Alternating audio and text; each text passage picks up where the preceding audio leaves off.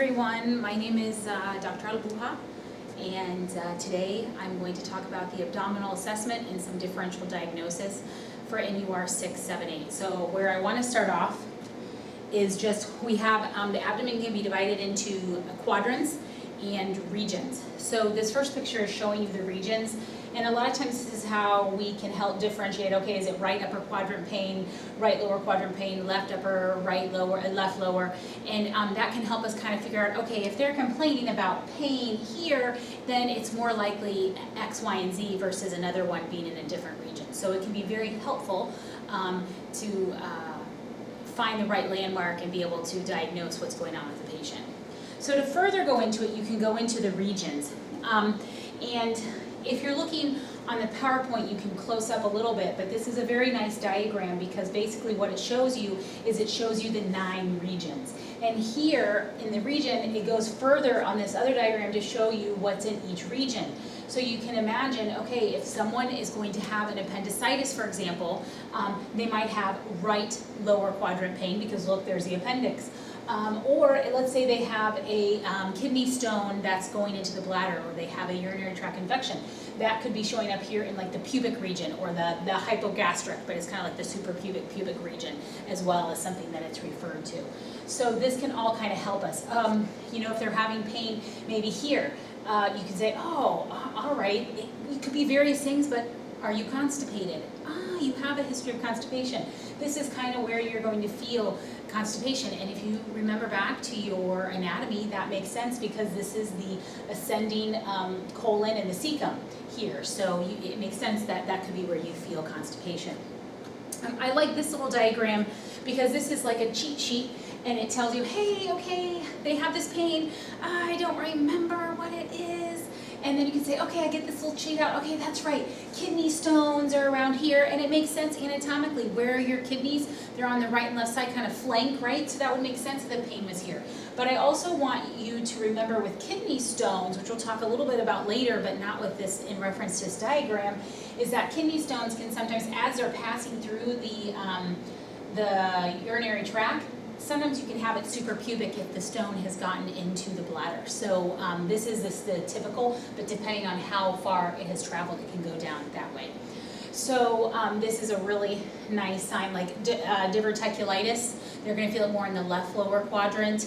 And of course, when you are asking them about their history, you're going to elicit maybe a history of diverticulosis, which when they start having this acute pain, you say, it could be a diverticulitis, right? So those are just some other ideas. Of course, you have our epigastric area. So our epigastric area, we're worried about heartburn, but there are non-GI complaints in the epigastric area, which I know you guys can probably all guess, heart attack, but it normally radiates. And so that's something, you know, we have to always think about, that there can be non-GI causes of abdominal pain, like pleuritic pain. So let's say someone's complaining about abdominal pain, but then you notice that they're coughing and they have a fever. They could actually have abdominal pain from using the abdominal muscles for their coughing and breathing because of the strain that they're having. And then you can also have left upper quadrant pain that can be have to do with things outside of the GI tract as well. So here are some of our common signs. And when someone comes in, I always say when someone comes in with abdominal pain, I'm like, oh my gosh, let me just get out my humongous list because it could be so many different things. But of course, a really good history and a really good physical can help us kind of narrow that list to a much shorter differential diagnosis list. But what often do they complain about with when they have abdominal disease? Obviously, abdominal pain. They could have, they could talk about appetite changes, nausea, vomiting, diarrhea, constipation, weight loss, weight gain, a mass. They could feel something. They could feel also like fullness. They could have rectal bleeding. They could have pain with defecation. So it's something you really want to look for is, are they having a change in their appetite? Are they all of a sudden not hungry? Are they having change of appetite with acute pain? Are they having diarrhea and jaundice, right? And what do those ring your bell? So like me personally, when I'm thinking of change in appetite and pain, and they stop eating and they're in a lot of pain and they have abdominal pain, I'm thinking, oh my gosh, appendicitis, where exactly is that pain? And then when I think of jaundice and diarrhea, I'm thinking, oh my gosh, hepatitis A, or maybe another kind of hepatitis, or gastroenteritis, something going on there. So these can help you. A mass, then you're worried, okay, a mass, what could this be? Is it a pregnancy? We can't always, we don't want to rule that out, that we have to think about not only all the different abdominal things, but guess what else can be in the abdomen? A baby. So when you have a woman that is of childbearing age, you must find that out. I have had times where I have patients, I work with adolescents a lot, and they're like, no, I'm not sexually active, but I still do a pregnancy test, and how I explain that to them is I say, look guys, I'm giving you a vaccine, or I might be giving you an antibiotic, and it's just protocol at the clinic, I have to do it, do a pregnancy test, and do you know that I have found young women, and because I deal with young women, pregnant, and then they're like, oh, well, I did have some, or different things come out of why they didn't tell me the truth. So always err on that side. You always want to make sure that pregnancy is not involved. So, what causes the abdominal pain? Well, obviously it could be like a spasm, the tension from the contraction or the distension. I mean, just imagine if there's distension, for example, from a blockage, that's going to be very painful. It could also be ischemia. Maybe there is a blockage or a cyst or an ulcer that's causing ischemia. That is going to cause pain. And then, of course, inflammation from an infection or a chronic process that causes chronic inflammation. So all of these things can happen. So some tension pain, you would, maybe they call it colicky. I'm not talking about baby colic where they're crying a lot. That's something different. This is colic for abdominal pain, and this is where colic is like this very strong peristalsis, and it comes from the viscera, so it's like a visceral pain, and this can be caused when someone ingests something. So let's say they went to another country and they ate street food. So if you eat street food in a lot of other countries, it's not regulated, and it can happen here too, but it's not regulated always, and they can get a bacterial or even a parasitic infection, and this can cause this colicky feeling. It can also be present in obstruction because the intestinal tract is trying with peristalsis to get past that obstruction, and it can't. So that can cause that colicky pain. Then you also have the stretching with hepatomegaly or splenomegaly, any kind of kidney, like kidney stone, where it's stretching the capsule. So all that can happen. A biliary stone, any of those. Okay, gallbladder stone, right? Ischemic pain. So this is more ischemic pain. Obviously, it's pain from the dying tissue. So some of the things that can have strangulation, and it can be from insufficiency either on the arterial side or the venous side. I'm sorry, the thing keeps shining in my eyes, so I'm sorry, I keep moving a little bit. So you have occlusive causes, and those are things like thrombosis or an embolus. And then you have non-occlusive, where it still causes ischemia, but it's not occlusive, and that's things like shock, sepsis, herniation, a volvus, even dehydration, okay? So our inflammatory abdominal pain can be things from like peritonitis. It could be, and what they'll often say is it's not really localized, but it's like in this aching pain. And it normally begins in the peritoneum, and then it can spread. And basically this could be seen in something like peritonitis, and this is inflammation of the peritoneum. And of course peritonitis is a big problem. So the kinds of pain that people will experience with abdominal pain, there's three. There's visceral pain, there's parietal pain, and there's referred pain. So referred pain will be like, the pain radiates to a different area, or when you're checking, you might palpate in one quadrant and it'll elicit pain in another quadrant. So that's that referred pain here at the bottom. And then you have parietal pain, and this is the peritoneal lining. So that could be from bleeding or fluid, anything that can irritate it, that's not normally supposed to be there. This is a little bit easier for them to say this is where it is, the pain. And this is actually where they have the guarding, and this is where maybe in peritonitis or an acute abdomen situation, or maybe an appendicitis that's ruptured, it's going to be and that's going to be very irritating, all the stuff from anything rupturing, ectopic pregnancy, rupture, anything like that, and they're going to be guarding it, they're going to possibly have shallow breath, they're going to be very sick, they're going to be in a lot of pain. And then we have visceral pain, and this originates from our organs. It's deeper than like the somatic pain. That's more like on the skin and deep tissue that you cut yourself and you feel it. Visceral is deeper and it's a little bit harder to localize, but it's dull and it aches. And oftentimes this is where it's like, oh, I can't get comfortable. So if anyone's ever had a kidney stone, that you can have that pain and you just can't get comfortable. I was going to say something else about that, but I can't remember right now. But those are kind of the types of pain that you can have. So when we are assessing their pain, of course we want to go through and we want to find out, when did it start? How long has it been going? What makes it better? What makes it worse? What have you done? Traveling, ingestion of food, medications, illicit drugs, environmental irritants, what do you do for your living? Is it getting worse? Is it getting better?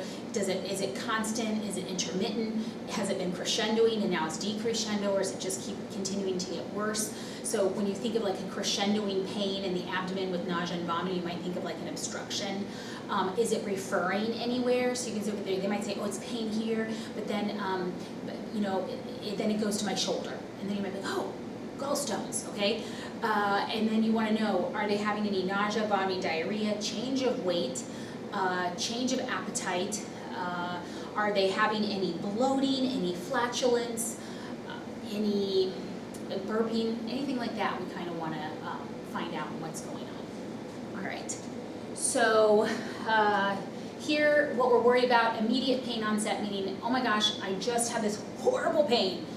So some of the things are like a perforated ulcer, a perforated appendix, cholecystitis, pancreatitis, which is actually becoming more and more common when you see in the ER, but still the most common cause is alcoholism. Ruptured aneurysm, hopefully they're right outside the ER, because that's, once it's ruptured, we know that's not a very good prognosis.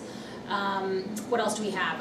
Of course, and as I was saying earlier, like the ruptured ectopic pregnancy and an incarcerated hernia. So a hernia is not going to cause that acute, immediate pain, but if it becomes incarcerated, let's say they have a hernia and they're kind of waiting to get it fixed, it's not an emergency, but then if it becomes incarcerated, strangulated, it's going to be a very acute pain. All right? So here's this nice picture again. So I just want you guys to think about some of these things when they have pain.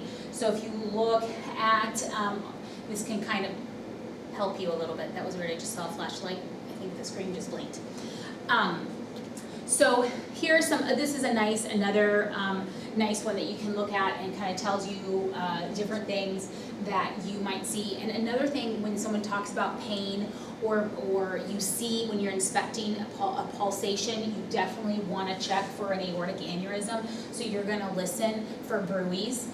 You're going to also look, that's in the aortic, abdominal aorta. You want to check that out as well. So this is just a nice slide for you guys to reference. And here's some more abdominal pain depending on where it is. Let's say that they're saying, oh, the pain is really bad here. So you can do the CVA tenderness where you tap here like this on both sides. And if they, when they have a kidney stone, it doesn't take much to elicit that pain. So that would kind of say, okay, there's something going on with the kidneys. Where if you are something in the epigastric area, just think anatomically, what is there? Okay, you have the stomach and part in the pancreas. So something going on there. Then you have the, and if you look on the picture, here's the pancreas and here's the stomach. So you see there's an overlap. So it could be, and think about the region right there, the pancreas and the stomach. Left upper quadrant pain, you're thinking of the spleen. Or maybe it's some kind of pain from the kidneys and they're interpreting it there on the front. So this kind of where the pain is, it helps. If someone comes in and says, I have a lot of abdominal pain, you ask questions, you talk about it. Any change in bowel habits, any change in urinary symptoms, and if they say it's right here, guess what? It's suprapubic pain. I'm thinking UTI or stone or something like that. That would help me really think about that. And then if it's maybe a little bit more lateralized, you're thinking ovarian cyst. With acute pain, it's more cyst. When it's more of the bloating and chronic, you worry about the ovarian cancer, but ovarian cancer normally isn't like that acute pain. So some things that you're going to see with referred pain, as I was talking about before, is that you might have the appendicitis, which is in the right lower quadrant, that's where it'll localize, but you could actually feel pain in the epigastric. And then the gallbladder, it's going to refer back to the, am I right? Right shoulder, and then actually under the scapula.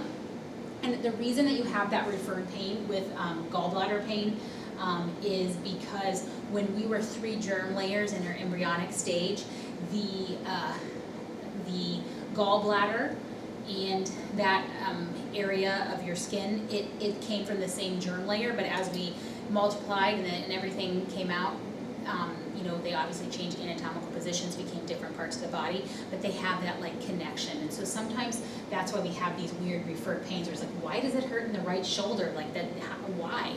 And that's part of the reason. Of course, a ruptured spleen, that would be in the left shoulder. You could have some, what do you call it, referred pain. Sometimes even men can have testicular pain when they have something going on with their kidneys. Here's some more spots, so if you look at it, where we can get our referred pain. So here's our liver and our gallbladder here, and our stomach can sometimes go to the back. So sometimes that could be with like peptic ulcer disease or GERD. And so this is a really nice one. We have our kidneys here. Remember, it can go to the front or to the back. And then our urinary bladder, sometimes people might feel pain in the back as well. So this is just all things you have to think about. Think about the lung and the diaphragm, also referred pain. So lots of different places is a really good thing to kind of keep handy. Now, if it's more of a gradual pain onset, it could be, now you're probably looking the same way, appendicitis was on acute. So when we put it this way, gradual, meaning a lot of times it's like starts as this like local, like this general pain, like around the umbilicus, possibly here, and then eventually it'll go to the right lower quadrant. Cholecystitis, especially if they've had some gallbladder disease, that could be slow. Something with cholecystitis too that they often say is a 3S fat, female and fertile. That's kind of predisposes you to it, but you can see it in any age, and whether they're pregnant or not, and whether they're male or female. Hernia is more gradual, and then if it's a low mechanical obstruction, that would be more gradual. UTI, it normally is gradual. People might not notice much, like a little bit more urgency, frequency, a little bit of pain, and then it comes on you strong. But UTI is normally not like, I pee one time normal and the next time it hurts. It's a more gradual onset, even if they don't think about that. Some other things to think about, if you have, you're gonna ask about do you have this abdominal pain? And sometimes they'll say, oh my gosh, when I'm really hungry, I have it, and then once I eat, it's better. So the duodenal ulcer would be an empty stomach. And then you have the gastric ulcer where it's like, oh my gosh, after I eat, it hurts. You're thinking more gastric ulcer. And so those are really 2 good points to think about and to remember. I would say that would be pretty important. And then intestinal, like if they're like, it could be from an infection, it could be from overuse of laxatives or just use of laxatives in general. It could be diet, it could be medication, it could be a bacterial situation, parasitic. And often what happens though when you have this intestinal pain that's caused by these things is when you have diarrhea, you have defecation, it can get rid of it. Now let's say you're constipated. The laxatives can relieve the intestinal pain, but if you do too much laxatives, that can actually cause intestinal cramping and pain. Another thing is dyspareunia, and this is pain with sexual intercourse, and this can cause pelvic pain. It is a chronic disorder, and it is something that can be treated. There's a lot of different there's a lot of different treatment modalities for that we're not going to go into great detail here, but it is a diagnosable condition, and you might see, I saw a commercial the other day for something to help with dyspareunia, but it is a pelvic pain. So remember how I said we have to think, we're thinking abdominal, we're thinking like GI, we don't really think about, wait, that also includes some women's health. So we're thinking about ovarian cysts, ovarian cancer, fibroids, heavy menstrual bleeding, which is, it's heavy, actually painful. Dysmenorrhea is like painful menstruation. The costochondritis, which is just actual reproducible pain in the rib cage, Hip disease can sometimes radiate to pain in the pelvic area, and of course hernia. So these are all different things that you might see with pelvic disorders. Ectopic pregnancy and the ovarian cyst, ovarian torsion are not there. Testicular torsion would be in the testicles, but with ovarian, remember the ovaries are up here. So if they do have torsion, that is extremely painful, and it's in the pelvic area. All right, so what we want to know, something important to remember if you have a patient that's post-op and they have, not post-op, excuse me, if they have severe pain and it began about 6 to 24 hours ago, it might be something that you need surgically to remove, like an appendicitis. An appendicitis can rupture, or perforate, excuse me, in up to 36 hours, even sooner in children. And so you really want to make sure that you get them in there. Actually, I was reading that 15% of people that go in for laparoscopic surgery for an appendicitis are actually false positives, but they're so worried about that rupturing that they go in sometimes before doing everything that they need to do before confirming it, because it's so bad. I took care of a patient once where he had, he was in the ICU from a perforated appendix, and basically a ruptured appendix. And what happened was he had to be on an ileostomy. He had to part of his bowel removed. It was horrible. It was really bad. So we don't want that to happen. Surgical emergency. So this is when they have to, like, that's what it is. You're rushing them off right away to the OR. That's like aortic dissection. An aortic aneurysm. They need to go right away. Ectopic pregnancy. That is actually not necessarily a surgical emergency. So I know it's here, so I just want to clarify that. This is important to note. It depends on the size and what the HCG levels are of whether they do medical or surgical, but either way it does need to be addressed. But it's not all ectopic pregnancies are necessarily surgical. And about 98% of ectopic pregnancies are in the tubes, and about 50% of those are caused by a previous tubal ligation. But every once in a while, ectopic pregnancy means anything outside of the outside. So they can. There's been ectopic pregnancies attached to.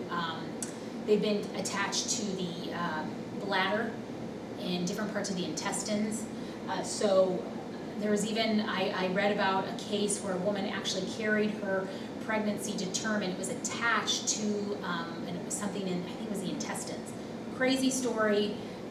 That was high risk, but that's some things. Intussusception, that is definitely a medical emergency, and with infants, the rotavirus vaccine can actually increase your risk of intussusception. And then anything with malrotation, and that, so malrotation, I've had children, and actually a child that I had with malrotation, as I said, oh, how's everything going? The child was about a year old. Oh, fine, no problems, nothing. I lift up the abdomen, there's a huge scar, and I said, well, what happened?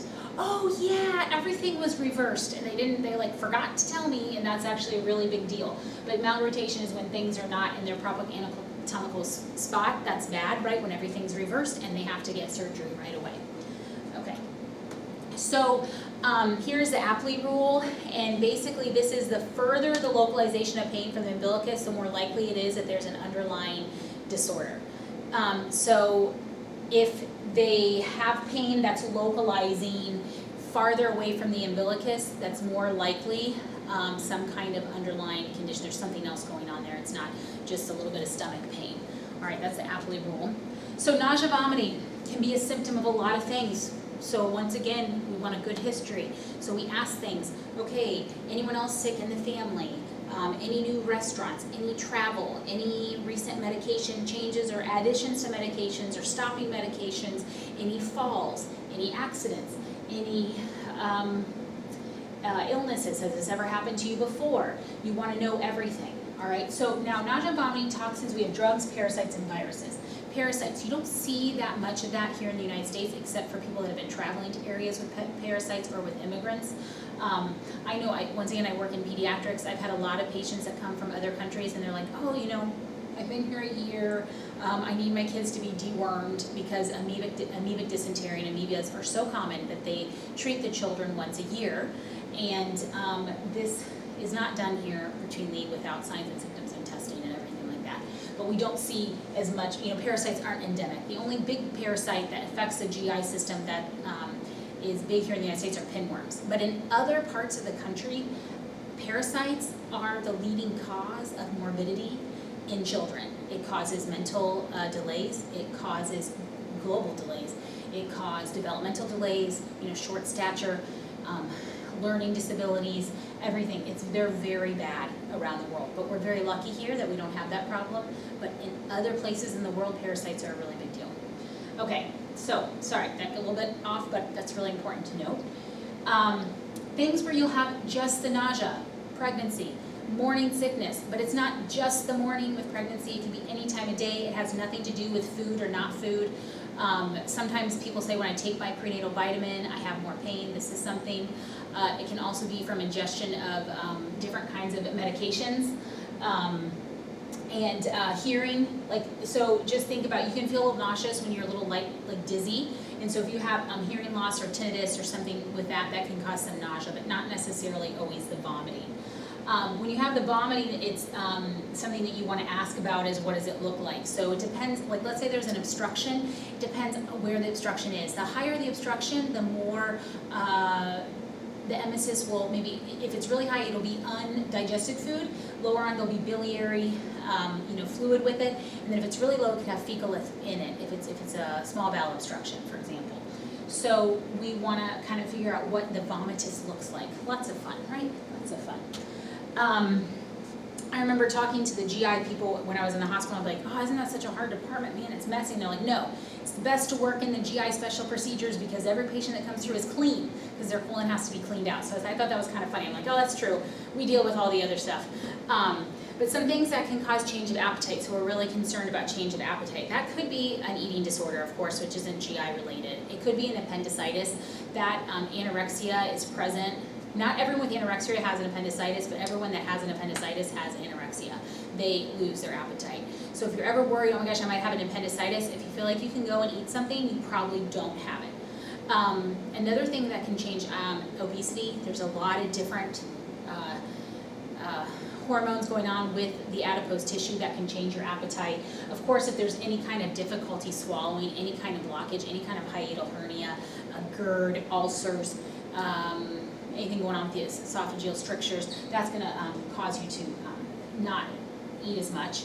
And then of course you have any lesions in the hypothalamus. So there are lesions where you are unable to stop your hunger, like the satiety does not work. There's some syndromes in pediatrics. Well, you can see lifelong, but we worry about in pediatrics. I won't get into that now. And then there's some that don't ever tell you when you're hungry. So you could be always hungry or never hungry. And both are bad, because if you're never hungry, you will not get the nutrition that you need. And if you are never satisfied and always wanting to eat, of course, that can cause a lot of problems as well.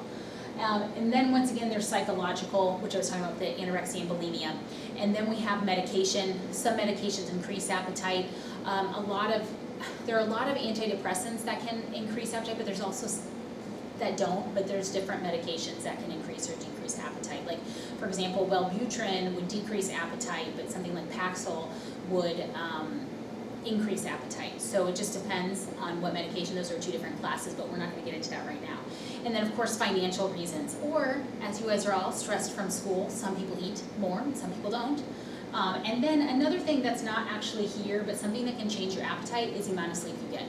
When you are sleep deprived, when you have less than 6 hours of sleep a night, less than 7 it starts, but definitely less than 6, you are more likely to do your comfort eating. You're going to go for that mac and cheese, you're going to go for that brownie, you're going to go for all those heavy carbs, because you have less ability, your brain has less ability to fight off that urge of, no, you know what, like I don't need that second bowl of ice cream today.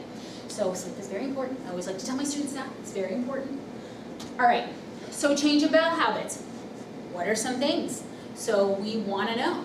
We want to ask them, did you just get a divorce? Did you just lose a pregnancy? Did you, something going on? Especially with kids, when they go through a stressful situation, that can totally change their bowel habits.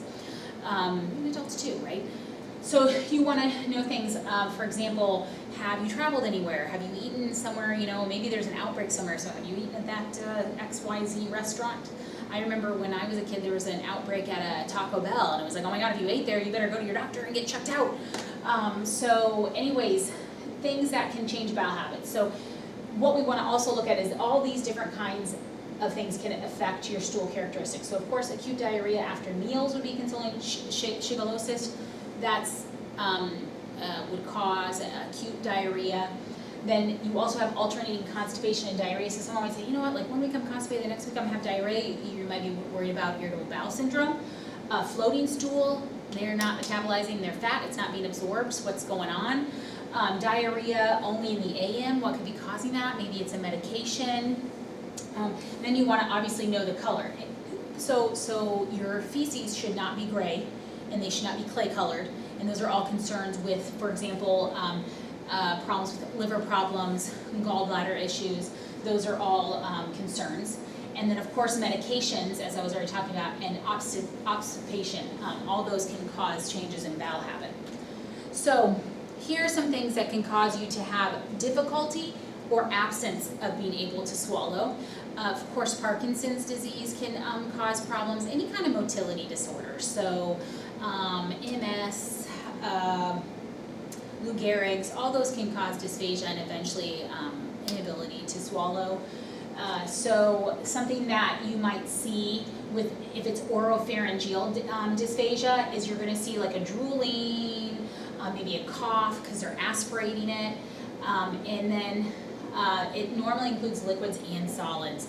So most of the time, if they really do have true dysphagia, it's not just I can't swallow solids, it's liquids as well. And then you have something called Zenker's diverticulum, and this is actual regurgitation of undigested food. We're not like the penguins that bring their food back to their kids. They're chicks, we don't do that, so that's unusual. And then we also have difficulty from solid foods, and oh good, it's here, because I was like, I didn't know if this was on this slide. So we have the Schlotzsky's ring, and that is like a stricture of the esophagus, and this is when someone will say, it's really, I can drink liquids, but I'm losing weight because it really hurts when I'm swallowing solid food. That'll be something that they complain about, or an esophageal stricture, of course. So we have rectal bleeding, which is, it can be caused from various things, right? So we want to get a good history, we want to get a sexual history, we want to find out what's going on with them, what are their habits, and so we want to know some things when we think about rectal bleeding. Of course, we're always worried about malignancies. We should also think about bleeding hemorrhoids, and then maybe an ulcerative colitis, because ulcerative colitis can cause blood in the stool. And then something else is like a tenesmus. If they're saying, you know what, it's like really strains, I have to strain to defecate and it hurts, that's the tenesmus, and you're worried about fissures. So you want to ask, like, sometimes people will say, oh yeah, it's, red blood, dark, you want to know the color of it and everything. But sometimes it's like when they wipe after they've had a really difficult bowel movement, you're worried about constipation, of course, but fissures as well, which are like small tears in the anal area, and then of course hemorrhoids, and you have internal and external hemorrhoids. So if you're looking for internal, you're going to glove your hand with your index finger, you're going to go in and you're going to feel it, and if it's a man, you're going to also feel for the prostate. So to feel for those internal hemorrhoids, you can either do with the patient leaning forward, or you can do it with them lying down on their side. And then of course we're very concerned about melena, because that is that black tarry stool, and that's from blood higher up in the GI tract. So we got to figure out what's going on. All right. Jaundice, this is a big thing with GI, with abdominal disorders. Lots of different things that could cause it. We have our hepatitis A through E.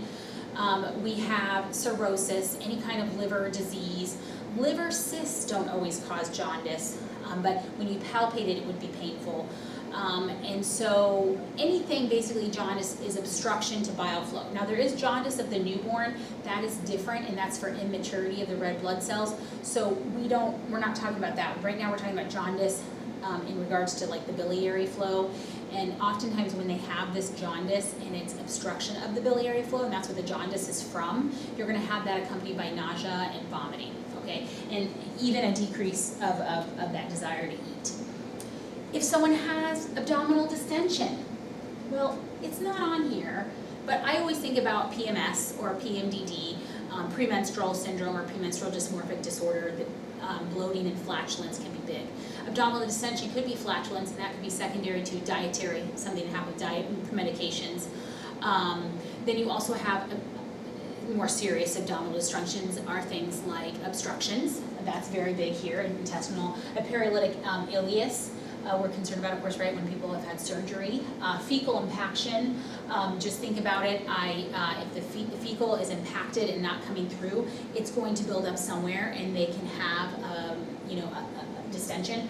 I've had children that are so constipated before I feel it, I can literally feel like the indentation of the feces. And so that's something, of course, cirrhosis and ascites, that is going to cause abdominal distension. You have pregnancy. As we go, we're gonna have distension, and you can have some bloating with that too. Obesity, and then you have different things like swallowing air, aerophagia, gaseous. Drinking out of straws, which I know is becoming less popular.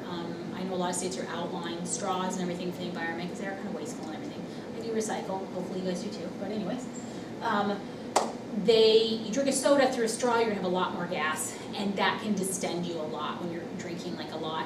So just think next time you drink anything with bubble, like bubbly water, bubbly soda, you do feel a little bit of distension. So, and then of course swallowing air can cause that too. So like while we're talking, while we're eating. Masses.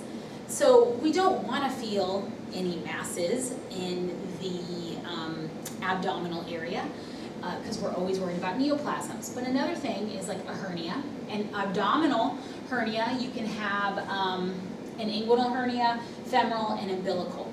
Umbilical, if a child is born with that, it's more common at that age. You do not need to sew it shut. I just want you to know, I had a patient that had an umbilical hernia, and I saw these little stitch marks, like it literally looked like someone had sewn it with a needle and thread, and that's exactly what happened, to try to reduce it. So you have to just tell people not to do that, but it's umbilical hernia, you see that sometimes in kids, but normally by the time they start walking, the abdominal wall gets stronger, and it'll kind of push it back in. But these are all things that you need to think about with hernias, and of course, if anything's a pulsatile, it's pulsating abdominal mass, that's another kind of mass that you can find as well, and that's a little concerning. So if someone has tachycardia and tachypnea, you're worried about acute abdomen like a peritonitis, you want to get them evaluated and figure out what's going on with them quick. Do you see that woman there? She'd be guarding. That would be another sign there with the tachycardia and tachypnea. So here's something else that you're going to have. I like this. I think this is kind of good. The 7 F's of abdominal distension. Fat, right, when you're obese. Fibroids, uterine. Flatulence, gas, right? Fluid, ascites, any other kind of peritoneal fluid buildup. Fetus, of course, our baby here. Feces, as I said, the occlusion, the impaction, or maybe an obstruction, and then fatal because tumors are malignancies. So those are kind of the things that can cause the 7 F's that cause abdominal distension. So I kind of like that. All right. So this is what some people will do, and this is something you ask or observe if they're doing, and things that'll help them. So sometimes when people have like gastric distension, as I was saying, they drink a soda out of a straw, so it's a lot more air. They might belch and say, oh, it feels better after I belch, okay? In eating, remember, I have pain, and then it gets better when I eat. You're thinking of duodenal ulcer, and also sometimes they'll complain about, I wake up with this horrible pain at like 1 or 2 in the morning, like in the middle of the night. And then stomach it hurts right after I eat. So that's something you're thinking of. And then leaning forward, that could be pancreatic cancer or pancreatitis. So it's that acute inflammation and infection of the pancreas, and they kind of can lean forward. Flexion of the knees is peritonitis, and then flexion of the right thigh. Okay, yeah, so this is the psoas muscle, and this is called the psoas sign. And so if you have a positive psoas sign, that's with the flexion of the right thigh. And basically what is happening when you're doing that is that the psoas muscle is passing by, and it actually comes in contact with the inflamed appendicitis, and it creates an acute pain. And then you have the flexion of the left thigh, and this is the left psoas muscle, but remember in the left lower quadrant, we're worried more about diverticulitis, because that's where diverticulosis occurs. But if it's on the right side, then we're more concerned about the appendix. So that would be something good to kind of remember and differentiate between. So, stepping back a little bit from those pain, and we're really getting back down to the basics, which I know you should all know because this is very important for a health assessment. But if you haven't gotten there yet, this is something you always want to remember. The abdomen's a little bit different. You look, scarring, telogen, are there veins or sticking out, telangiomas? Is there discoloration? What's going on? Inspection. Then you auscultate because you don't want to disturb the sounds. If there's going to be barbigamy or absent sounds, actually pressing it could mask that. So you want to listen, and you start in the right lower quadrant and you go around in each quadrant. It takes about 5 minutes without hearing any sounds for you to be considered absent vowel sounds. And you have to listen in each quadrant 1 minute at least to say, okay, there's been no vowel sounds. Then you're going to percuss. You're going to percuss first. And then you palpate, and you're going to do a light palpation, and that's going to be able to help reproducible pain or pain. When we do our deep palpation, that's when we're looking for masses and different things like that we can feel a little bit deeper. We're palpating for the liver and everything like that. All right? So we're inspecting flat abdomen right here on top, normal, right? Rounded pregnancy possibly, okay? Ascites. Then we have the scaphoid. This is what's going on, very maybe anorexia. All right, and then we have protuberant, which I would be bigger baby or ascites, hepatic problem, parasitic. So in children, it could be like a parasitic problem. So if you ever see those videos of the children and they're out, it's always around Christmas that I see it on. I don't actually have cable anymore, but this is when you see the advertisements. You see these children, they're very thin, they're malnourished, you can tell, but they have a very big stomach. That's actually from vitamin deficiency and malnutrition and parasites. Okay, but if you see that on an adult and they come in and they have like varicosities and esophageal varices, then you're like, oh, they're an alcoholic. But parasitic, I'm thinking more young children. But you want to kind of check it out, what's going on. You're going to look for the striae. So these are actual stretch marks that a lot of us women can get after pregnancy. The darker skin a woman is, the more the coloring, it's different. So it's like, it could be gray. There's you can have some difference. Like sometimes women with a darker skin color can have more visible striae, but it's really hereditary. So for women, if your mother had stretch marks, you probably will have stretch marks too when you have a baby.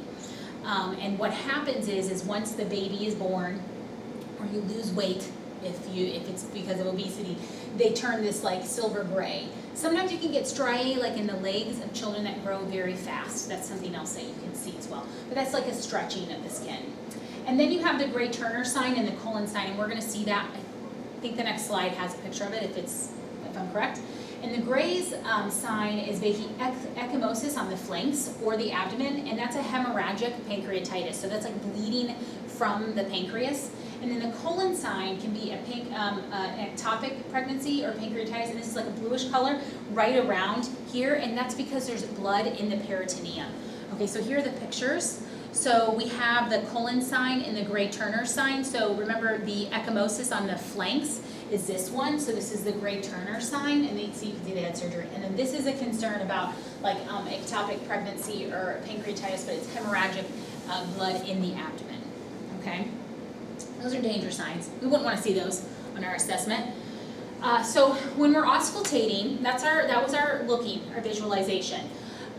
Then we want to look for our auscultate, so normal peristalsis, remember the normal pulsations, gravity, moving the food down. As I was saying before, you can't do that until after 5 minutes. Now something, I don't know with adults if you find this as much, but with children, they giggle all the time, and I was like, no laughing, so it can be very hard sometimes actually to do this. And 5 minutes, that's a long time. How long are we scheduled to visit our patients? Like 15, 10 minutes sometimes. Hopefully you have longer. I'm very lucky, I do. But not everyone does. So this can sometimes be hard to say whether it's absent or not truly. Then you're going to look for the vascular sounds, which I was kind of talking about this before about the bruits. I was talking about the aortic, the abdominal aorta. And you're going to look for that. You're also going to look in the renal and iliac femoral arteries for bruits. And then you're also going to, you could possibly hear like a friction rub over a liver or the spleen. Not a liver, you only have one liver, the liver. And then if you hear a venous hum in the epigastric region, this could be something going on with the portal and systemic circulation system. So this is something that you'd have to look into, but you want to listen for those in the epigastric area as well.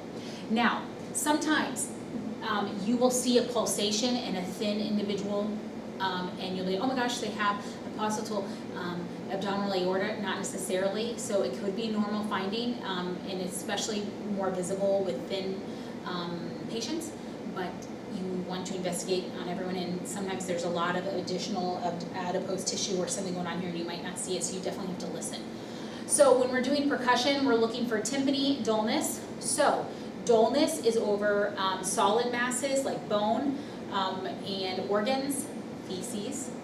Yes, it is solid, right? So you're going to have a dullness. The tympany is going to be over the fluid and air-filled areas like your stomach. And then the liver and spleen, you should not be able to palpate it, and actually, not palpate it, actually, you shouldn't be able to percuss it. Like, you shouldn't feel it when you palpate it, even though I don't know why that's on there because this is percussion. But if you are able to percuss the liver, because you're going to be listening for that dullness, you actually can measure it, and it should be about 10 centimeters in width. And then the spleen, you can do the same thing. If you do actually hear dullness over the spleen, it would probably mean it's enlarged because it's pretty tucked in there, so you really shouldn't feel the spleen. Of course, for the CVA tenderness I was talking about there, you just kind of tap on this area, and that is a big sign of kidney stones or pyelonephritis. And if there's like a shifting dullness, so it kind of moves around, or you can also do the fluid wave, and that all helps you with ascites. And some of you have probably seen the fluid wave being elicited in clinical. I remember seeing that when I was on the floor. I don't work in the hospital anymore, so I don't deal with ascites. So we've percussed.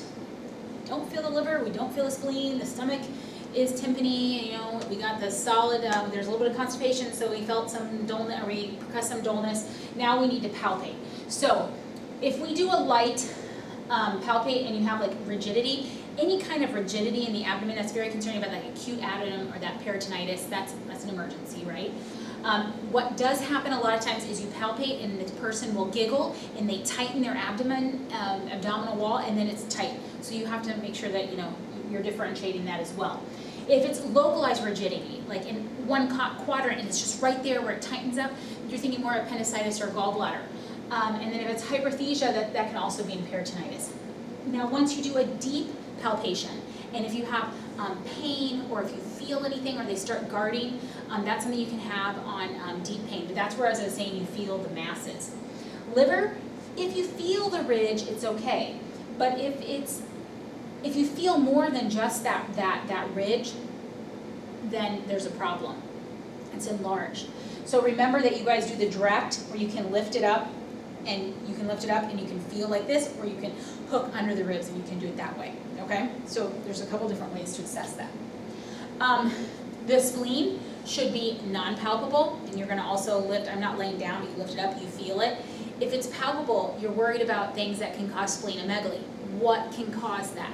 Hemolytic anemias, like sickle cell anemia, mono, different kinds of autoimmune disorders, and so you want to check and see what's going on, what is enlarging the spleen. So that's something you need to check out for. And then I already said about the aorta, you're checking for that pulsation. Remember, it can be normal in very thin individuals, but it's not always normal even in the thin individuals, so you need to listen for the bruits. And then of course, if you palpate down here, you can sometimes feel the urinary bladder, and if someone has to go to the bathroom, they'll be like, oh, my bladder's full, that hurts, okay? So that's that. We have the fluid wave and percussion for ascites. Of course, the pain assessment, you tell me, you know, what is your pain, 0 to 10, 0 being no pain, 10 being the worst pain in your life. The rebound tenderness, so this is really important because the rebound tenderness, especially when you're trying to diagnose appendicitis, this is something that you might see. And so basically what you do is fingers at a 90-degree angle with the abdomen. So if this abdomen's right here, this little dot here at the end of the screen, I'm going to press down deeply, and I remove quick fingers right, so I press and I let go, and if that causes pain, then that is a sign of it could be a sign of appendicitis, depending on. So anyways, so now we have some other peritoneal signs. So we have the ileosa sign. This is the psoas muscle. I was telling you guys about this already before. This is in the obturator test. These are both for appendicitis. All right, so the ileosa, this is where you lie on the unaffected side. So on your left side. Okay, and then you extend the leg at the hip with knee extended, and if this increases the pain, you have inflammation, and this is a sign of an appendicitis often.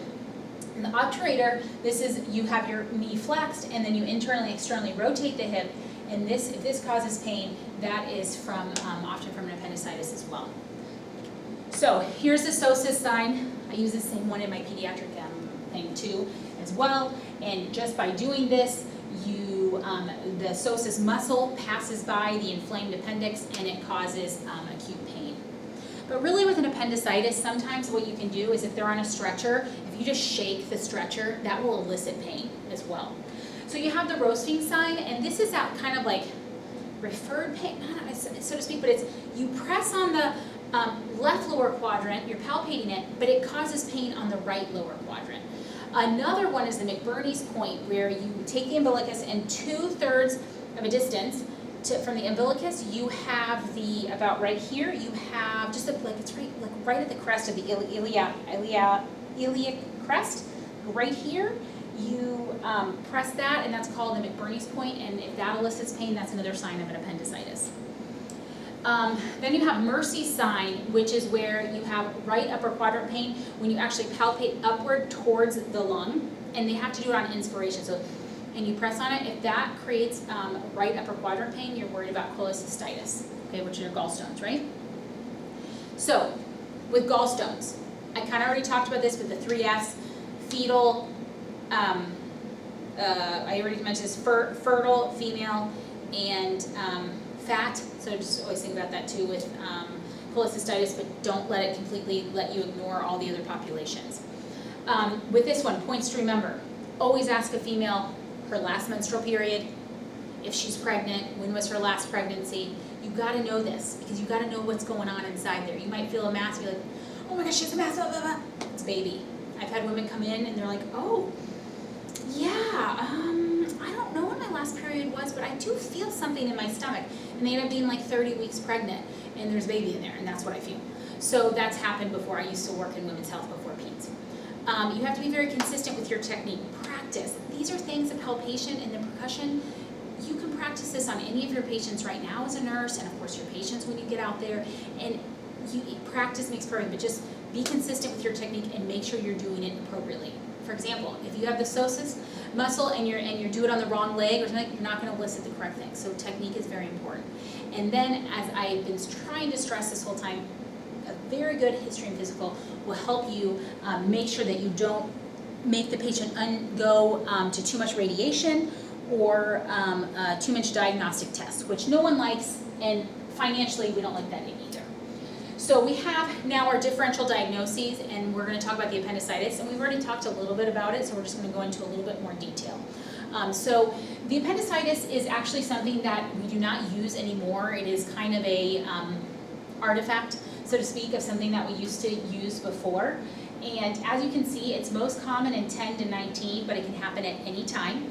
I had a student tell me in her NICU that they had a patient at 38, how old was the baby? Was 30 weeks old and had appendicitis. I've heard of 70-year-olds having appendicitis.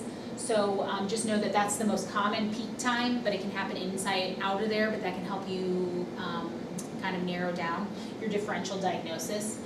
So what often happens with an appendicitis is that it gets blocked with fecalith or some kind of infection. It becomes inflamed, possibly necrotic, and that causes pain. So oftentimes the pain is generalized. The patient will complain of nausea, possibly vomiting. A low-grade fever will develop, most likely, not immediately, but most likely eventually, and after a few hours. And then what happens is that it will mitigate, the pain will go back down to the right lower quadrant.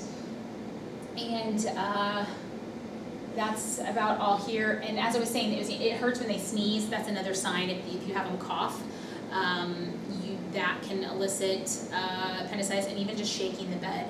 And if they have pain there in the right lower quadrant, that can be an appendicitis. So you want to know, is it onset? When did it start? Because it can perforate within 36 hours. And in children, it can be even sooner. So you want to know the onset. You want to know when it happened. You're going to ask about where it is. A lot of times they'll say it's here and then there, or it was here and then every time I cough it was worse. They might even have some vomiting, but not always, but they can have some vomiting. But the anorexia and the nausea and the pain, they will have. All right?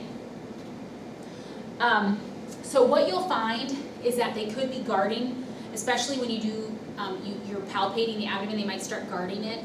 Another thing is they'll want to lie still because the movement hurts. It's like that irritation and it's a little, remember, a little appendage and it hurts. And then some things that you're going to see. So in children, what you do is you do an ultrasound. If that is inconclusive, you do a CT. But some facilities do go straight for the CT, and then they will decide whether to surgically remove it or not. And it's through laparoscopic, but that's how we do. So they'll do a CT of the abdomen, and they'll do CBC. They want to check the white blood cells will be elevated. It is an infection. That is not uncommon. Obviously, that you'll see that. The CT of the abdomen is good. In children, we do the ultrasound first, and the reason being because we want to expose them to the least amount of radiation as possible, and then we do a CT if we need to. Oftentimes, though, facilities with adults will do the CT of abdomen immediately, and once it's confirmed or decided that they have one, they'll go in for laparoscopic surgery. So even if they have all these signs and symptoms, and we're thinking it's for sure, that's what they have, they'll sometimes do the CT of the abdomen just to verify the place and everything, how they're going to do the surgery. But if it's a medical emergency and they're thinking that it's going to, it's perforated, what they need to, they will go in. Now, there are some treatments with in children when they've had a perforated appendicitis that they treat it with antibiotics, but we're not going to get into that right now. But just to let you know, you might read about that, so I just want you to be aware. Here's our ectopic pregnancy. So if you look, we have our ovaries, and then we have it being swept into the fallopian tube, and it comes down here, it gets fertilized, and then it comes in here and it implants, right? That's really nitty-gritty of it. So what happens is that in an ectopic pregnancy, it's fertilized and it implants often in the tube. Remember I was telling you 90% of ectopic pregnancies, 98 implant in the tube. And it's 50% of those are from a tubal ligation that probably didn't quite take and failed, whatnot. But about 1 or 2% of ectopic pregnancies will attach outside of the female reproductive site, okay? And it's excruciating pain. And oftentimes what happens is they'll have amenorrhea, and they'll complain about this pelvic pain, and then what they'll do is they'll have spotting, and it's like dark brown is what they'll have, and they'll have this like pubic lower quadrant pain. And then some other things is if it's not taken care of, you can get like a peritonitis, especially if anything ruptures or anything. And then you can have cervical notion tenderness, tender adnexal mass, and it can even go into shock. It can be really bad. So it's something you want to take care of. And as I was talking about before, with ectopic pregnancy, you don't always remove it surgically. So you decide how to do it depending on the size and the amount in the HCG level. So the HCG level is a human chorionic gonadotropin hormone. This is the hormone of pregnancy. This is when women have home pregnancy tests. This is what they're checking in the urine. If you do it through the blood, they're also looking for beta. HCG is something else that we look for. And we also do an ultrasound, and you can see it there implanted in the other location. All right. So another thing that's very common that causes abdominal pain is GERD, okay? And so basically what happens is you can have a weak sphincter, you can have impaired digestion, you can have problems with your lifestyle, lots of caffeine can cause problems with it, for example, posture, poor sleep habits, and a hiatal hernia for sure, and then any kind of bacterial or fungal imbalance can all cause someone to have GERD. Pregnancy can have women have like a little bit of GERD. So a lot of times they'll complain about epigastric pain, or sometimes they won't have the pain until they lay down, and they're like, yeah, I don't know, I get it at night, or they get a cough, and that can be signs of GERD too. So basically, in the history of the present illness, they'll talk about possibly burning, excess belching, salivation, but they could actually say, you know what, it's at night, or I have a cough. So some of the things that you're going to do to make sure that there's nothing else going on is the EGD, barium swallow, and upper GI X-ray. Those are all things that you could anticipate being done for GERD. So what do? We avoid the triggers. I was telling you, caffeine, citric fruit, things like peppermint. Unfortunately, it's peppermint. Tea is so good, and peppermint and everything. Tomato can actually be pretty irritating to a lot of things. And then we have any kind of fatty foods, alcohol, nicotine, all those things. Anything to have to do with party, I guess. And of course, spicy foods. But remember, culturally too, some people eat spicier foods than others. So, someone that has GERD, it might not be that spicy food that triggers it because they're not accustomed to it. But if someone is eats a lot of spicy food, and then they start having these symptoms, they're going to have to, cut back on that. And that can be hard for some people culturally. So how do we treat it? Really, GERD, antacids do a very good job. And so when we're talking about someone that comes in with these complaints, they have most likely taken antacids, okay? So we're normally going to start them with a proton pump inhibitor because they've probably tried something else over the counter before they come to us. That's very common. And they might have tried something kind of homemade. There's all those kind of things too. So we have our peptic ulcer disease. What is one of the leading causes of peptic ulcer disease? Helicobacter pylori right here. So that is something that you want to check on. So you can do that during an endoscopy. There's also a breath test, and you can do it through the feces.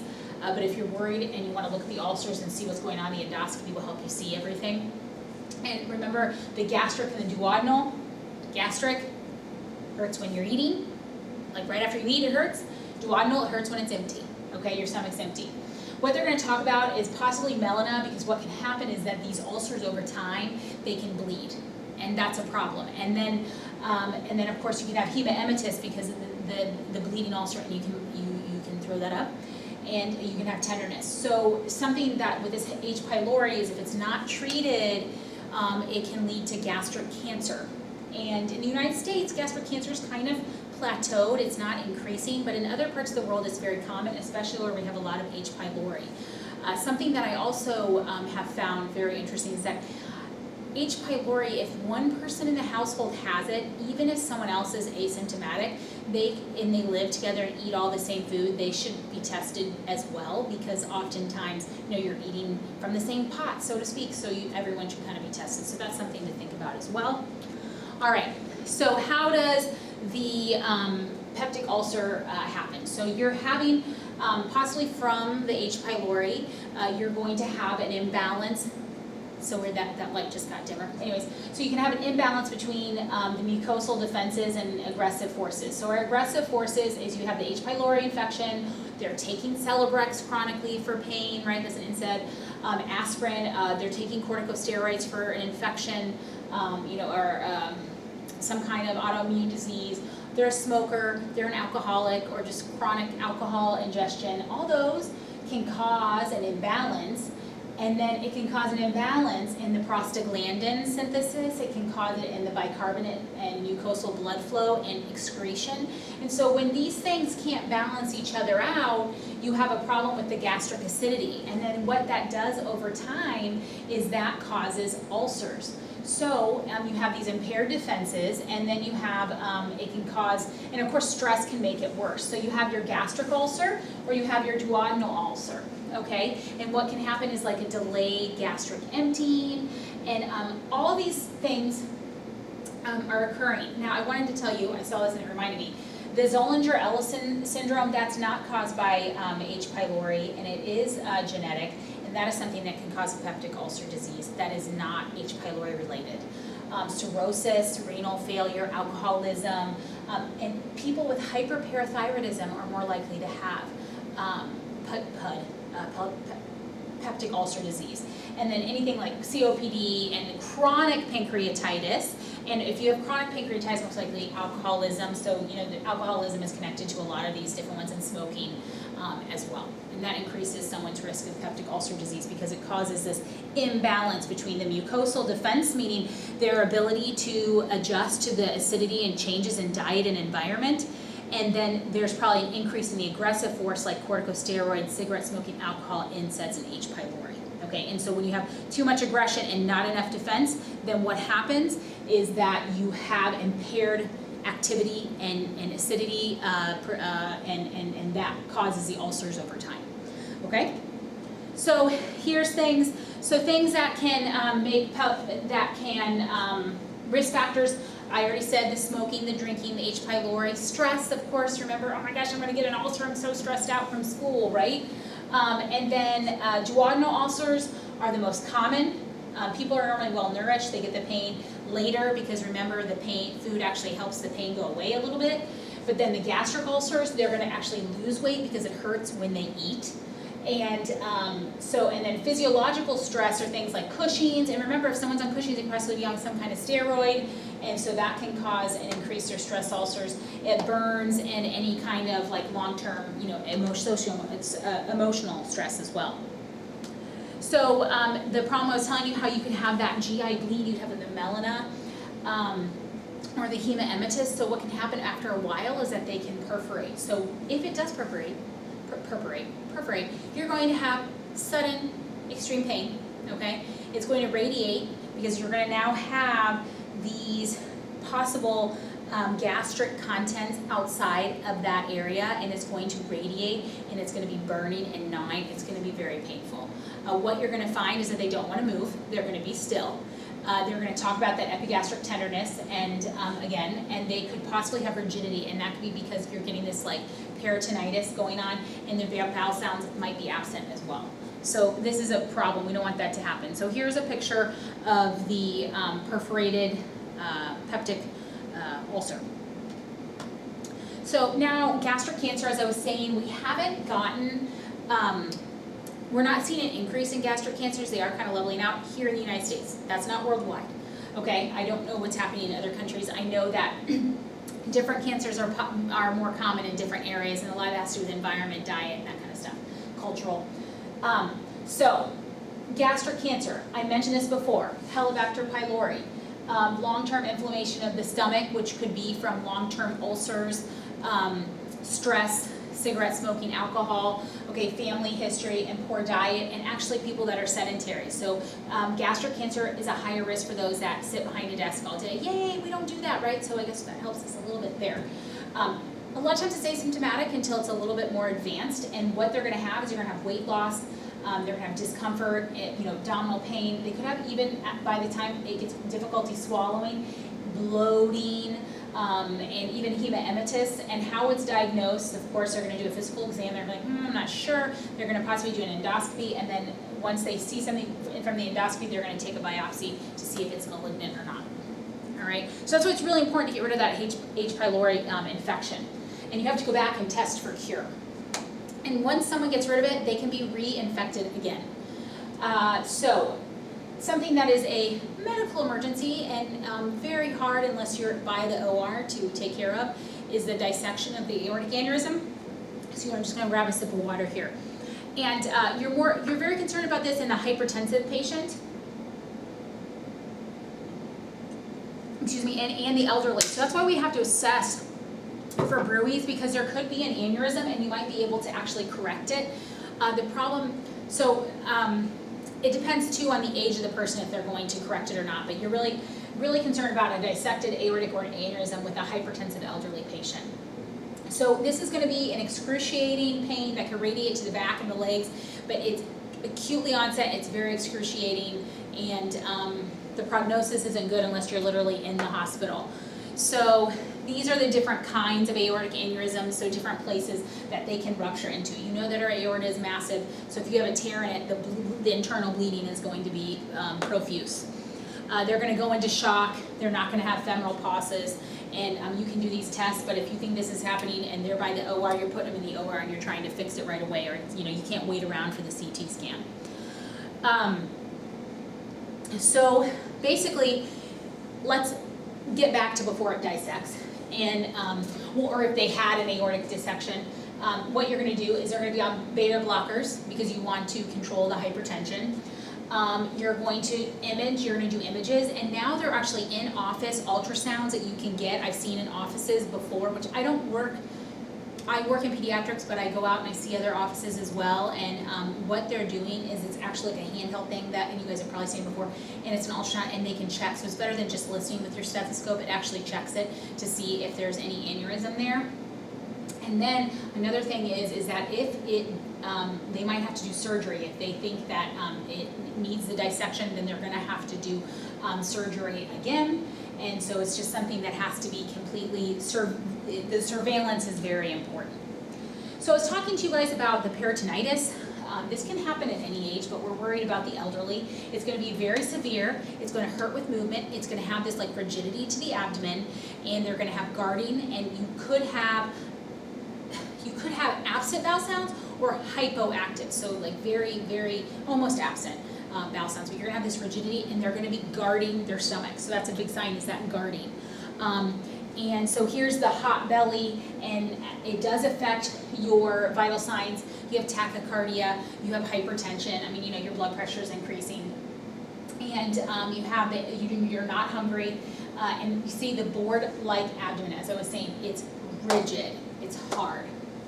Okay, and we're very concerned because so when you're worried about the peritonitis too, is you have a patient that's post-op, and so maybe something opened up, an ectopic pregnancy, certain kinds of medications, were they in an accident, or did the appendix rupture, because now you have like the fecalith and the pus and everything coming out in the abdomen, and that's irritating, that can cause peritonitis. And diverticulum can also cause peritonitis, so those are all kind of like some risk factors. So this is a nice mnemonic for peritonitis. So the P in peritonitis is pain, and then you have it in the front, and you have it in the back, and you have it in the sides, and you have it in the shoulders, and it's rigid and it's hard. That's the R. Electrolytes, so you could have shock, so you have to check the electrolytes. They're not going to want to move. Remember, they're lying still. They're going to have the guarding, the tenderness, and it's like you'll touch it and they can't help it. They're going to go like this. It's so acute, the pain. Nausea, vomiting, loss of appetite. They could possibly have an obstruction. Increasing pulse and decreasing blood pressure as time passes. And then sometimes what you can see is that the temperature falls and then it can go up. So that's interesting. We see a decrease and then an increase. Tachypnea. And because of this swelling and this increase of fluid in the peritoneum, you can actually see abdominal girth get bigger. And then because you're having all these fluids and everything going on, it's acute illness, you could have a silent abdomen for the S in peritonitis, and that is absent bowel sounds. So we're going to do our CBC. We want to get their electrolytes as well, and we're going to do an x-ray of the abdomen. And so that's kind of what you see for that. Now for ischemic bowel, you can have a mesenteric infarct, and what this could be caused from is from hyperperfusion. And that could be caused by clot and embolistic obstruction of some sort, mechanical obstruction. And if it's vascular, of course, it would be a clot or an embolus. And you're going to have pain, and this is going to be colicky.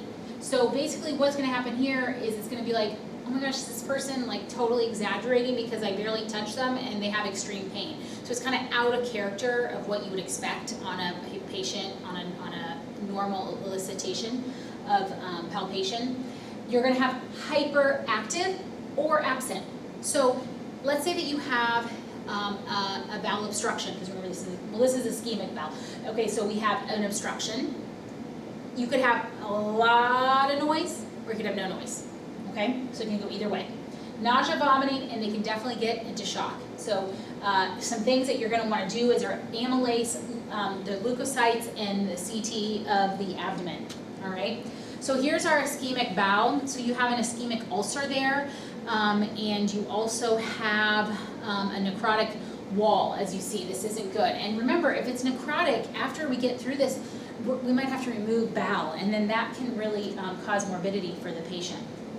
So cholecystitis are gallstones. I don't think you can see me. So remember the adults, the fives, the Fs, I've already talked to you about that. But it can really happen in anyone, and diet, fatty foods make a big difference. And what actually ends up happening is someone will like, oh yeah, every time I eat McDonald's, or every time I eat like my big bowl of spaghetti, and with my garlic bread that I buy at the grocery store, you know, it's full of sodium, big meal, they're gonna have pain. You know, we just ate Thanksgiving meal, and then I had leftovers, and oh my God, I have so much pain now. And it could be from gallbladder, so large meal, especially if it's fatty, and then a right upper quadrant pain. Okay, so it's upper quadrant. So if you're like, someone comes in and they say I have right-sided pain, you have to know if it's lower or upper. If it's lower, you're thinking more appendicitis, constipation. Upper, you're thinking more gallbladder. And then remember, vomiting can help, and remember the pain can radiate to below the scapula.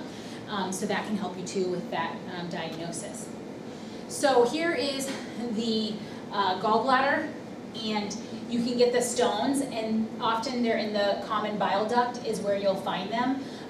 And sometimes people have multiple stones, but the stones can cause blockages in various places. Okay, and the gallbladder, right, helps with our providing our bile, right? So you're going to have a positive Murphy sign. They could be febrile, and the gallbladder could be inflamed so much that you have, it's palpable. So what are you going to do? You want to see their liver enzymes are going to be increased. So you're going to do a CBC, you're going to do a CMP with the liver enzymes, and you're going to do an ultrasound. And those are the first things you're going to do. You're going to check the liver enzymes, you're going to do a CBC, you're going to do a bilirubin, probably a CMP too, with all the electrolytes, and you're going to do an ultrasound. And then from there, you could do a HIDA scan or a plain films, but the ultrasound is really important for that one. And I even have it there, gold standard. Be a good test question, wouldn't it? So now we have acute pancreatitis, and this is actually becoming a common cause of ER visits.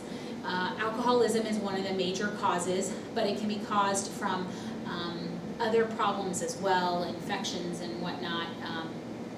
It can be caused from cholestasis, from gallbladders infection. So, but basically what happens is that the pancreatic enzymes are released to the surrounding area, and this obviously causes irritation and pain.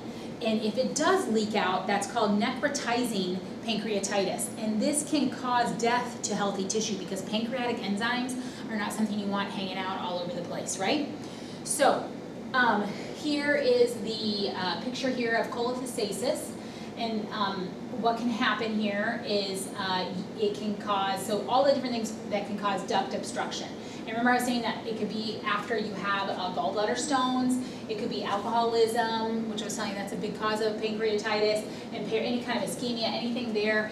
And then also things like drugs and trauma, those can all cause different causes of acute pancreatitis, electrolyte imbalances. And then you also have our hereditary pancreatitis, people that are just more prone because of their genetic makeup.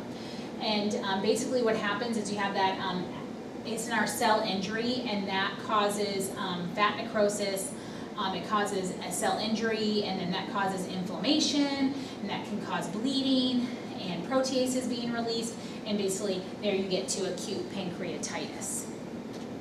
All right, so oh, sorry, this is actually not supposed to be here. This is part of a case study, so just ignore this slide. I apologize. I thought I removed them all. So acute pancreatitis, I already talked about this, is the hypercalcemia and the actually high lipids. And we're getting more and more people with elevated lipids. Some other things are like our steroids, our NSAIDs, which a lot of people are taking NSAIDs. People used to, I just pop my NSAID. I know people that used to take it just to help them sleep, but you really shouldn't do that. They're not benign, okay? And then we, of course, have structural abnormalities, any kind of abdominal surgery previously or recently, and then we have the different kind of trauma, infections, parasitic infections that can get in there, and kind of interesting, scorpion and snake bites can cause acute pancreatitis, and that has to do with the toxins. Then anything like atherosclerotic emboli, that can get stuck and cause obstruction and ischemia. And then we have, of course, as I was telling you, that hereditary pancreatitis. So there's actually a lot of causes of pancreatitis. So how do they come? They say that it came on very quickly. It's in the epigastric region. Think about it, that's where our pancreas is, right? And they're going to have nausea and vomiting. They're going to say, it's here, and it's constant, and it's worse like right when I walked into the office, but I also feel it here in my back, okay? And that's going to be the typical presentation. So when you're doing your exam, you're going to inspect, you're going to auscultate, you're going to percuss, and you're going to palpate, right? Lightly and deeply. And what you're going to find is you're going to find an upper quadrant pain. You're going to find rigidity possibly in the upper regions of the abdomen. You could have some distension. You might have that gray Turner sign or the Cullen sign. Remember, that could be the hemorrhaging of the pancreatitis. They could even have some jaundice, And what you're going to have high WBCs.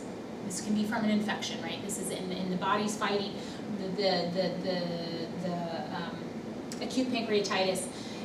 You could also have CRP elevation, and you definitely with pancreatitis, I don't know if I already said this, but you definitely want to do the liver enzymes, but something you want to make sure is you do the amylase and lipase as well, not just the liver enzyme, but additionally the amylase and lipase, and then you're going to do a CT of the abdomen to confirm. You might even see some hypocalcemia, so that's why you want to check that as well. So here's a criteria to figure out how severe the acute pancreatitis is. And basically what this does is if 3 or more of these things are present when a person comes into the ER, office, then they are going to have a worse prognosis, right? They're going to have more likely have a necrotic pancreatitis. So if they're 55, if their blood cell count's above 16,000, if their blood glucose is above 200, if their LDH is 350, if their AST is 250 or higher, if their hematocrit has decreased by 10%, if they have an increase of BUN, if they have their arterial PO2 is 60, serum calcium concentration 8, remember low. Fluid sequestration with the abdominal cavity, so like fluid accumulation here. If they have at least 3 of these, then most likely you can pretty much say that they have pancreatic necrosis, okay, in about 80%. So this is something that you definitely want to look over and remember. That would be good. So basically, when they have this, they don't necessarily have symptoms until it's really far advanced. So the problem with this is that they can have a lot of different things going on with them at the same time. So, and that's so this is the pancreatitis part of it. And this one we're talking about colorectal cancer, and so we're changing gears. And colorectal cancer, the thing is they often aren't symptomatic until the end. And if they are symptomatic, it's very vague. It's fatigue, it's often bloating, that kind of stuff. But what happens is that you can have lower GI bleed, and that's why you get the weakness and fatigue. Bowel obstructions, nausea, vomiting, and then you can have, sometimes people are like, I have constipation and diarrhea. And then you're thinking, okay, maybe it's IBS, right, irritable bowel syndrome. Or they're tired, they're weak, it could be so many things. But when it's more severe and people really come is when they start losing weight. And that's a little bit more of an advanced disease, but that's a sign. If someone comes in and they're having nausea, vomiting, maybe they see melena or some blood or something like that, then they're going to also be losing weight. And it can spread to other organs, and it can go into the rectum, and a lot of times for women it goes into the reproductive organs of women or the reproductive organs of men, because it's right there, right? So colorectal cancer, we're not really sure of the causes, but there does seem to be something possibly with our diet. African American ethnicity, they have an increased development of the disease, older age, male gender. You also have family history. There's family history, sedentary lifestyle, which I think I mentioned before. Well, that's the same with gastric, but the more sedentary you are, the increased risk of a lot of things, right? So excess body weight, so they're finding obesity, and also just our Western diet in general. They say that if you have a lot of polyps, that can increase your risk of having colorectal cancer. So, bowel obstruction, switching gears again, they're going to have pain, and it's going to be colicky, severe, constant pain. And they could have basically vomiting, and remember the vomiting, depending on where that blockage is, will determine what is in the vomitus. What you could have in the beginning is you'll have the barbigamy, and that is lots of bubbles. And then towards the end, when they've had the obstruction for a long time, they could have nothing. So if you hear a lot of bubbles, you're like, that's good because that's in the beginning. But if it's no sounds, that's not good because that's late. All right. You could maybe feel a fecal mass depending on where the blockage is.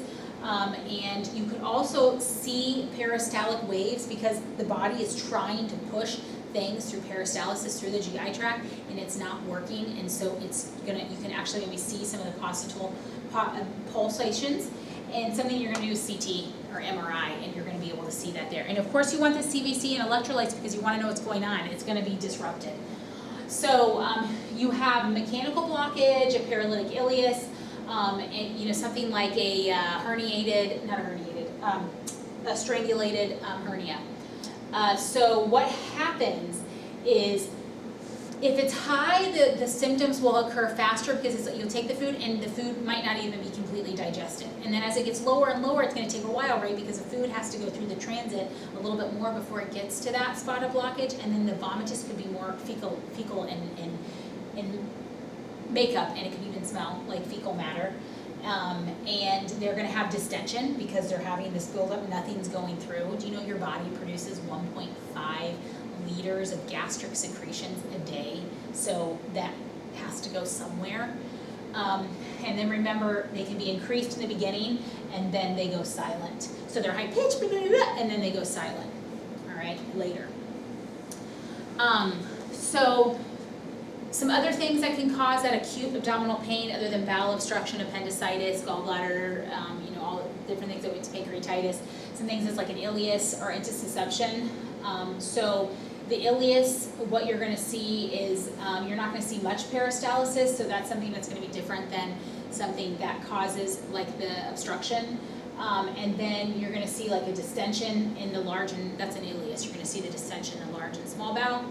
And then you have intussusception, which is really literally like the bowel kind of invaginating, and what they'll have, and this is, you see something more in peds, but you don't see it that much, but you can, and they'll have this like currant jelly stools.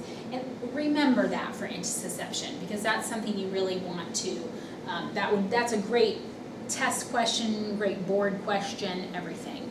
So here's intussusception. You see like the invagination of the intestines.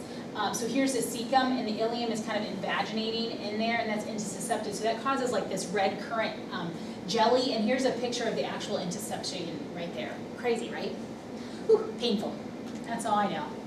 Diverticulosis. So this is a disease, and basically you have these little pockets here, and things like small seeds, infection, they can make it swell up, and then you get these diverticulitis. So for diverticulosis, it has different dietary things you have to be avoided. They have to be on a special diet, everything like that.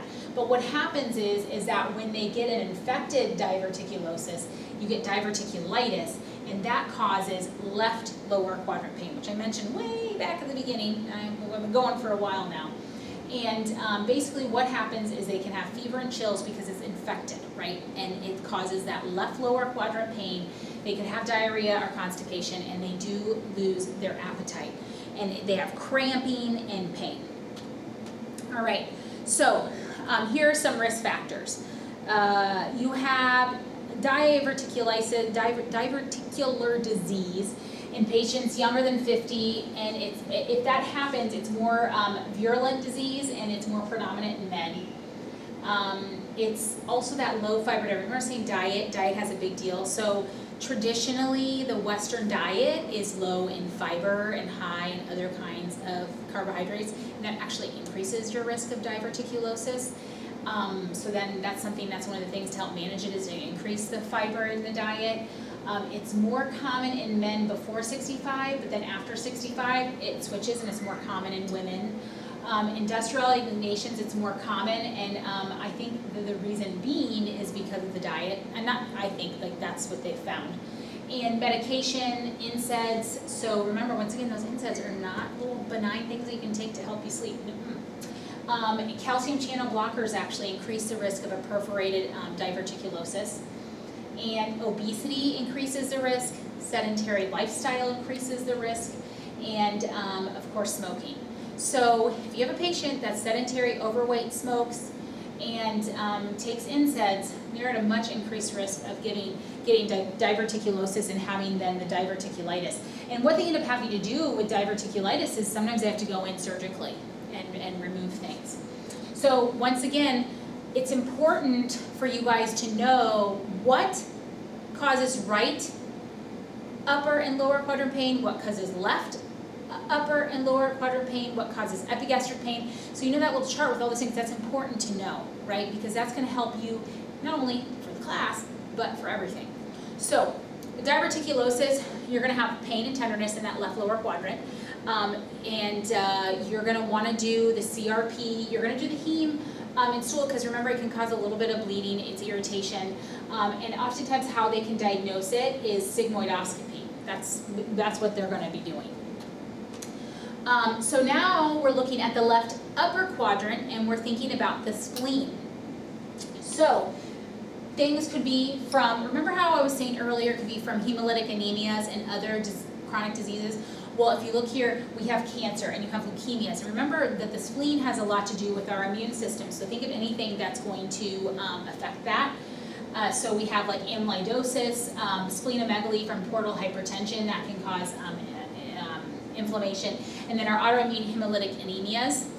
And then moderate, so splenomegaly, some more things is things like chronic splenitis. This could be a side effect from infective endocarditis, sarcoidosis, typhoid, tuberculosis. So all these things that can cause an infectious process.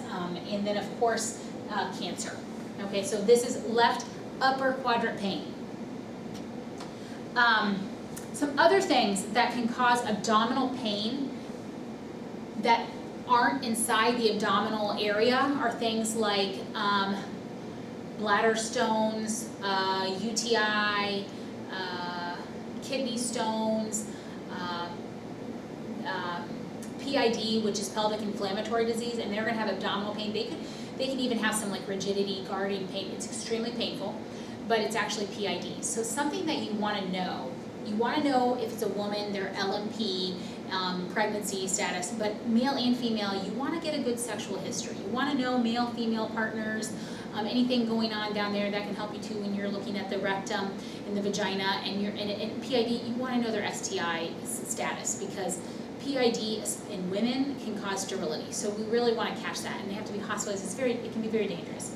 And pneumonia. Remember I was saying that coughing can actually, after a while, they start using their abdominal muscles and it can cause abdominal pain. And children can get nausea and vomiting from pneumonia.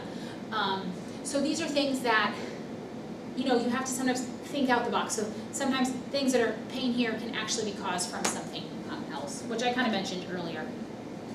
So some of our chronic problems that can cause pain are things like ulcerative colitis, which can be treated, so to speak, with diet and medication.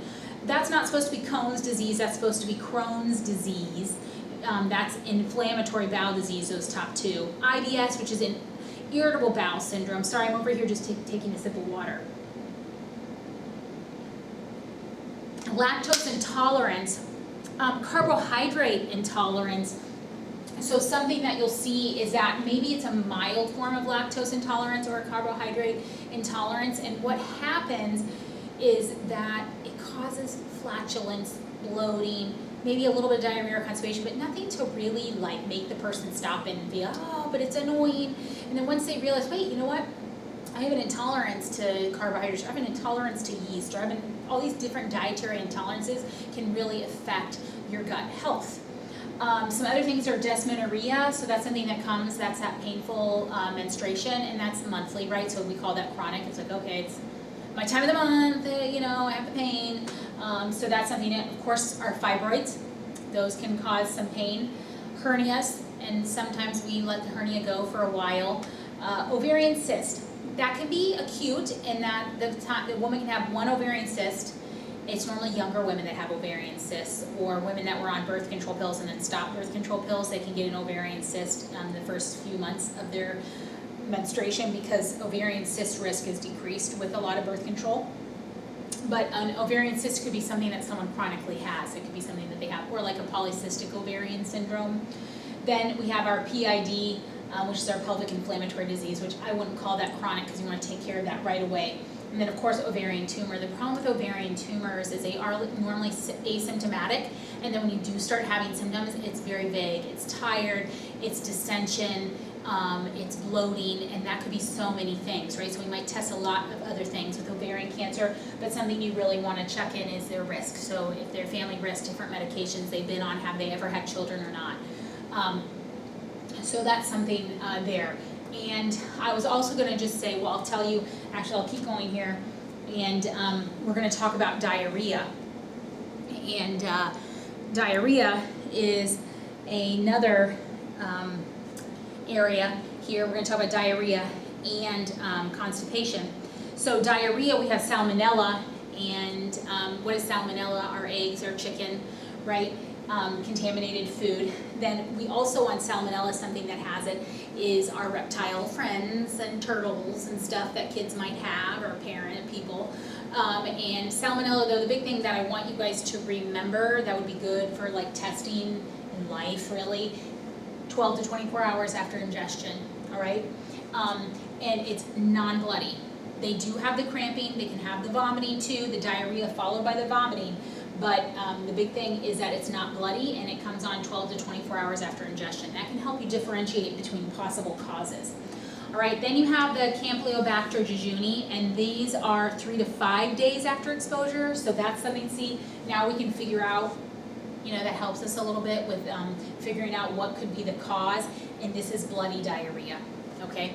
So we have, those are things, those are big things that can help us differentiate. Then you have the Vibrio cholera, and this is onset is 8 to 24 hours, and this is actually water and seafood. And Vibrio is one of those bacteria that you're going to be hearing a little bit about, that there's a type of Vibrio in the water that can cause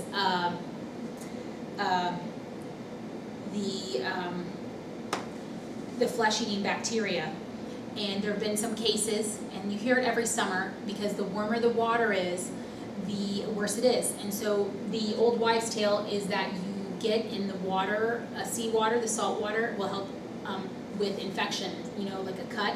That is not true, because if it's warm, shallow, or that area where the high tide stops on the beach, those are big areas for infection. So a little cut can become a flesh, can get infected with a Vibrio strain and actually be a flesh-eating bacteria. And that has nothing to do with diarrhea. So, but anyways, the Vibrio can also cause a diarrhea, and water and seafood are kind of how we do that.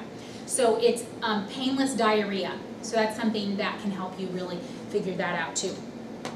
And then we have the Entomoeba, and this is a parasite, and this is copious amounts of bloody diarrhea, and the onset is 12 to 24 hours, so very similar to salmonella, but guess what the big difference is here? Bloody, large amount, abdominal cramping, pain, vomiting, okay? And it's a parasite. Then you have the Pseudomonas colitis, and this is antibiotics. So this could be many months after antibiotics. Certain antibiotics are more prone to cause this.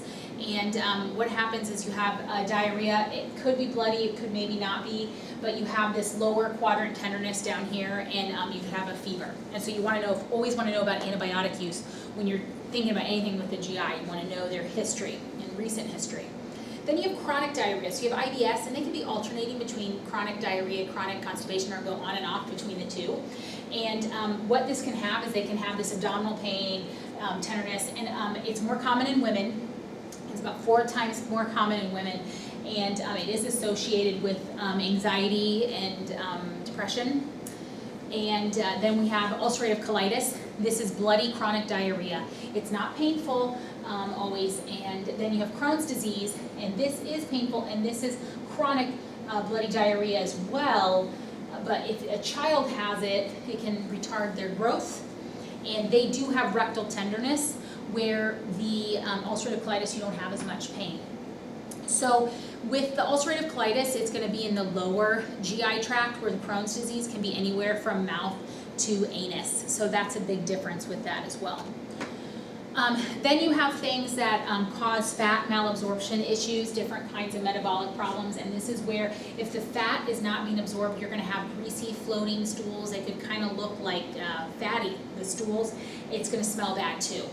These can be caused by vitamin K, A, and D deficiencies as well. So what I really wanted to say real quickly that I didn't say in the beginning, and then we're done, finally. It's been very long, I apologize. But we're really finding out a lot about the GI tract and system and our microbiome. And we don't really address it here. We'll probably address it more in other classes, but I just want you guys to get to thinking that there's a lot of tie between our immune system and and what we eat and how that interacts with our body and how it can make disease processes worse or prevent us from getting diseases. So in the future and right now, you're going to hear a lot more and more about how important the microbiome is. So that's why we don't want to overuse antibiotics, because it changes the microbiome. You know, breastfeeding with babies is excellent. It gives them a little better start to the microbiome as well. So I really just, you know, kind of put your ears and eyes out for that for reading, because you're going to be seeing a lot more of that. So thank you and have a good day.